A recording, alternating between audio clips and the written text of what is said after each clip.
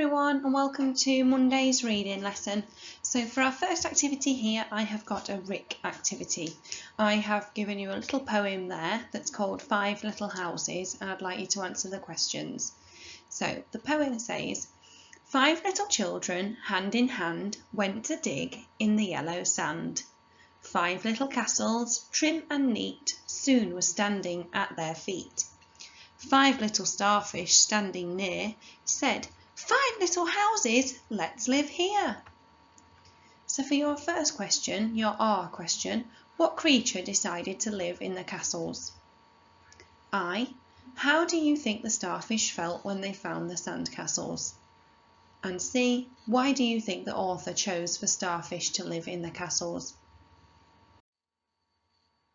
We are starting a new topic this half term that is called Who Loves Living in the Sea?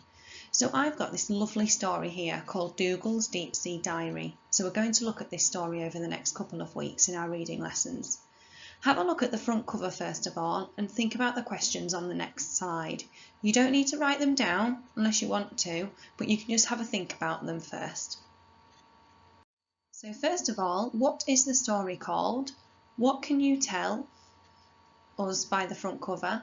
Who is this story about? Where do you think he goes? What do you think he would see?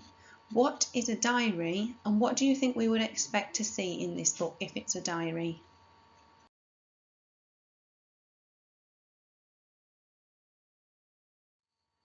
So now that you've read the story or listened to it, your activity for today is to think about the main events of the story.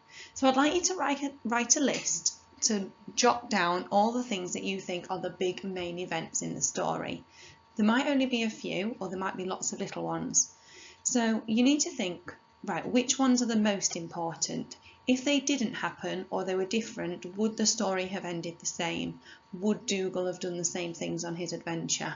So write down the things that you think are the most important events in this story.